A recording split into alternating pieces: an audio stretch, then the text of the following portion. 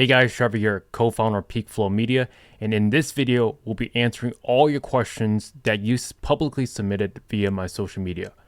These are all high-ticket dropshipping questions, so if you have more questions in the future, make sure you submit them via my social media. So if you're not following me on my social media platforms such as Twitter and Instagram, I'll leave a link down in the description below. And with that being said, I hope you guys took away value and I answered each question to my best of my ability. And with that being said, let's jump right into the video. Let's start with the very first question. So let's go ahead and get rid of the highlight. So number one question is, how do you find products/suppliers that have high volume, but not so high that there is a lot of saturation in competition? So these questions are all taken exactly from the form that you guys submitted. So I'm not editing anything out. It's going to be as raw as possible.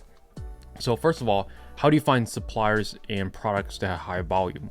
Well, you just go on Google and you can type in any product, or you can use a tool called Ahrefs, and then you can also do random word generator. I've done a video on how to find niches using that.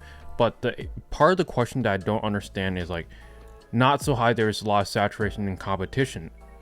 Well, I don't care about saturation and competition because each supplier can sell, just is it profitable to you? Because I sell suppliers that have 50 plus competitors and I still make a profit. Why?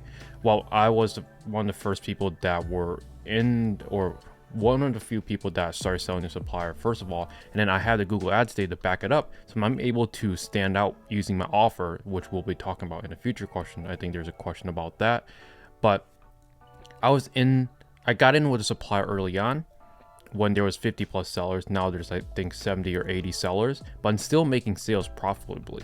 I have SEO traffic that definitely contributes, but my bids are conservative. Every time I make a sale, it's always profitable. So I don't want to just like ignore the question in a way, but I don't want to look at volume at all. I don't care about the volume. Hopefully you are doing a niche store instead of a general store. And it's very important that you do a niche store because it's a lot easier to see success or faster success doing a niche store. And you should just pick out every single supplier and just contact them. I don't care about the volume. It really does not matter. Like, why are you spending time over analyzing the data and the volume of the supplier, how much searches they have map?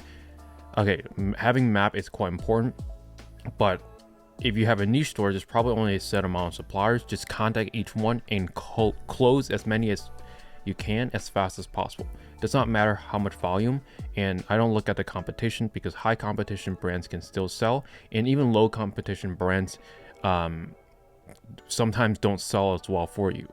It's just the nature of Google shopping.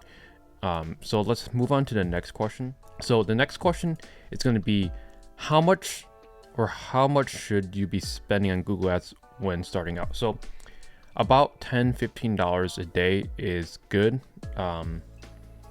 but I would recommend, if you want to go at a more faster rate, I would start most students at $30 a day, and $30 a day should be $1,000 the first month. And if you spend $500 to $1,000, you should definitely expect a few sales. If you're not, then there is something wrong with your business. So it could be your ads, it could be your website, it could be your sales and leads that are coming. You're not closing enough of them.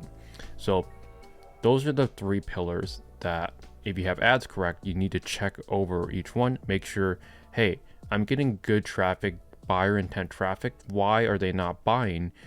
Are they not trusting your website enough?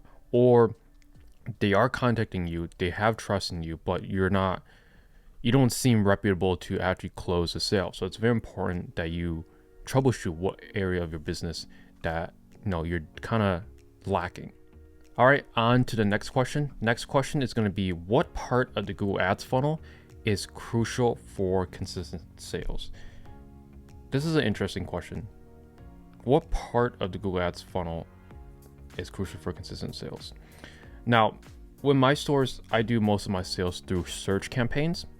And actually, for one of our student stores that we actually did a case study with him recently, he also spends most of his budget through search campaigns. I feel like search campaigns are just a little more powerful because you have exact targeting of keywords. You can control the landing page, you can control the quality score to a certain extent, and I think it's a lot easier to scale versus shopping.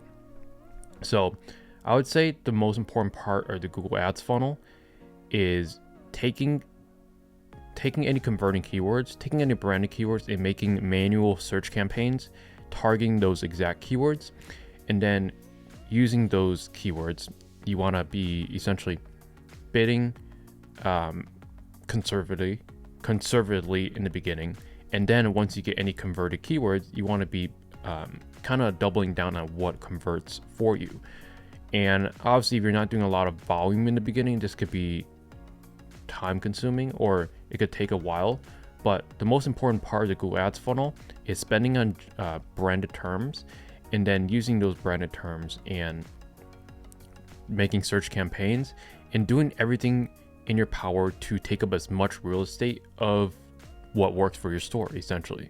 So that kind of answers the question, what should you be doing, or what part of Google Ads funnel is crucial. You want to use existing data, what works for your store, and then you want to maximize it in as many ways as possible. This could be SEO, this could be your offer for that specific product, this could be remarketing. Okay, next question. How to make your product stand out and sound better, like a better offer from competitors? This is a good question because this is important. A lot of people just don't even think about it. So it's good that whoever submitted this question is thinking about this. Well, there's a lot of ways you can do this. So with high ticket dropshipping, obviously we were selling the same product as a lot of competitors. So I'll just give you some areas that I like to do with my store in terms of standing out from the competition. And this is by no means everything that I would suggest. So number one is I would start with the listing itself. So you can add keywords to the title, make it hyper optimized. So take the product type and then plug it into Keyword Planner into Google and search for other related keywords that are relevant to that product and add as many keywords as possible to that listing. So keyword optimize the title. Make sure your brand, product name, and SKU. Next, you're gonna have to input UPC, SKU, price. Make sure you have a compare at price. Next, you're gonna have a unique description. That's also one great way to stand out. Unique description, you can use AI for that as well. Just make sure the backend is filled out as much as possible. And then on the front end offer for the customer, here's some ideas that you guys can experiment with. Some of the ones that I'm doing well with is like free gifts. And I'm not gonna reveal what gifts I'm doing specifically, but just use your imagination. Anything for the Amazon.com, complimentary products, you can pair as a free gift for the main product. So I do well with free gifts. I also do well with free white glove delivery for some suppliers. I also do semi well with like upsells and like complimentary products. And I like to use both product options. That is a Shopify app, if you guys haven't heard of that, to create these offers. So those are some examples: free white glove delivery, free installation, free assembly, depending on your profit margins, you got to determine this, free complimentary products. And I like to put the value of the product there, like on the offer itself, so they know, hey, you're getting this. You're basically, when you do a free gift, you're basically telling the customer, hey, I'm already at the lowest price I can sell for, and I cannot go lower. But here's a free gift that I can give to you because you are a valued customer. So you just have to phrase your language that way for your offers. You can also do free PDFs. You can make ebooks, anything that can complement and make your offer stand out from just, hey, this is just a product, here's a price. We offer customer support. Lots of great ways to stand out. I'll just let you guys experiment with it. I don't want to give up all the sauce for all the people that are inside our program, but for now, those are plenty options that you can try out. Next up is how much is expected to spend ads before I can land my first high ticket sale on Google? Well, this completely depends, but you should definitely expect your sale within the first $500 of ad spend. If not, there's something wrong with your business in some way. It could be your ads, it could be your website, it could be your sales team. One of those three you need to troubleshoot. So if it's your website, make sure checkout's working, make sure your website is trustworthy. Obviously in the beginning you don't have reviews, but I would not fake reviews. Don't do that. People can tell very easily. However, if you wanted to do it anyways, I cannot stop you, but personally I would not suggest doing so. How much is expected? Yeah, $500 should be more than enough to land your first high ticket sale. Next is, how much money do I need to start high ticket dropshipping? Okay, so I actually just made a video on that. So maybe the person that submitted this question are not subscribed on YouTube, so make sure you subscribe to the channel. But how much money? I would recommend $2,000. You could get by with $1,000 if you do some budgeting. If you want a better experience, I would say $2,000. That is without coaching, of course, but people still are able to make it work without with just a free course that we have on our YouTube channel. Next question. You mentioned a little while back about not having to work on your main store as much due to outsourcing with VAs/internal systems are set up well, and now you mainly do ads and making sure what business is running smoothly. How many total hours do you work on your main store per week? Yes, I did mention this recently, I believe on Twitter. So I do about 3 to 4 hours a week at this point, and what I'm doing in that time is, I'd say an hour of that, 1 or 2 hours of that is ads for the week. 1 hour doesn't take that long. Once you have systems set up, you just check over your KPIs. So 30 minutes should be plenty of time to check over everything's flowing smoothly. And then the rest of the time, I'm still spending some time like trying to grow the business. So stuff like new brands that I make tutorials on how to upload them to my team, new products that suppliers maybe announce. So stuff like that, anything to essentially grow the business, but obviously very much so removed from the business at this point, just mainly trying to keep it stable and growing at a steady rate. And we have all our SEO, we have all our writers doing SEO on the website. So that's all growing smoothly in the background.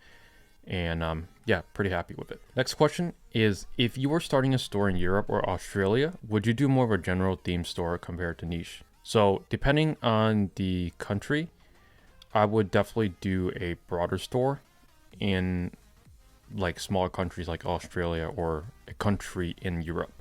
So obviously I don't know every single country in Europe and their economy, but let's just take Australia for example. It's definitely a smaller market compared to the US. However, with a smaller market, I would still be a higher level niche. I don't want to be super broad where you're selling massage chairs and then you're selling, stand-up desks, then you're selling beds, then you're selling greenhouses. Do not do that. You're not going to have a good time. But I would just do a high level niche store. So let's say instead of a gym store in the US, you would do like something around fitness and wellness. So that way you're not just tied down to fitness. You can still do gym equipment, but you can also do wellness, well-being, maybe even mobility a little bit, still themed, but not so broad where you're selling greenhouses and fireplaces on the same store. You kind of understand, like, that is way too broad. Please don't do an Amazon type store. Do something that's still relatively niche, and you are still able to be specialized in your industry. So yes, there's less people in smaller market, but you still have to think, with ads, you're only taking up a portion of the sales. If you do SEO in your country and you do it well and you stay consistent, you can do $1 million store in most of these countries just fine off a few product types. So I would not be worried that the market's too small. That's usually one of the least of my concerns. And then the last question is, it seems that it is easier to hit 6 figures with a US based store due to spending power and volume in the US. How can one make up for that when running a UK, Canadian, Australian based store to achieve 6 figures monthly? Well, it kind of goes back with question number 8, is like having a store that's still high level niched but not so broad. And then with a UK, Canadian, or Australian store, the market's big enough. You're just not been in the game long enough to hit 6 figures yet. So if I were starting a store in the UK, in Canada, in Australia, I would want to double down SEO as fast as possible. Basically, as in the beginning, I know a lot of other people like to say, hey, if you're not making the amount of money you want to be with paid ads, then you shouldn't be worrying about SEO. However, I think for the most part, if you have good ads already set up, then I would prioritize starting some sort of SEO in the background. And I actually have a free SEO course on YouTube, so make sure you check it out. You could probably find it pretty easily. If you just search my name and an SEO course, you should be able to find the free SEO course that you can start implementing SEO on your store. But all of these markets are big enough. You want to start a higher level niche store, but don't make a broad store. And then doubling down on SEO and suppliers, getting as many suppliers, getting as many products uploaded to your store that fit under your niche umbrella, and then doubling down on SEO. You should definitely be able to hit 6 figures, probably the same amount of time as someone in the US will be able to. Because think of it, the US is the go-to marketplace, and for a lot of people like to sell in the US, so it's going to be more competitive over time. Some niches are going to be more competitive than others, of course.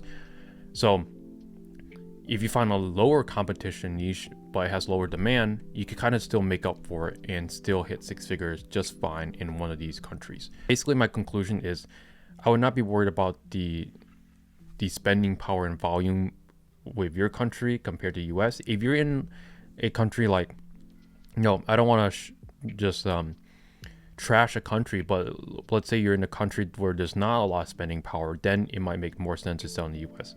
But if you're in these countries like UK, Canada, Australia, then you don't need to sell in the US. You can sell in your home country just fine. I don't know, I know people like to see like a metric, like how big should a country be in order to sell in that country versus in the US. I would just say judge it based on your personal experience. Are people in your country shopping online? When you go out with people, in school or just in public, do people shop online? Are they buying stuff? Is there a market of some sort? If not, then sell in the US, no problem.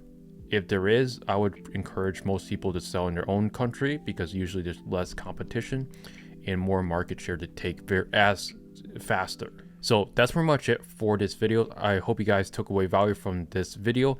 Again, if you had any more questions, I'll leave a new link to fill out more questions in the Q&A down below, and we'll do that for another video. But as always, hope you guys enjoyed. And if you're interested in working with me, my business partner, Marcus, I'm building your own e-commerce store from 0 to 10K a month profit in 24 weeks. Fill the application down below. And as always, I'll see you guys in the next one.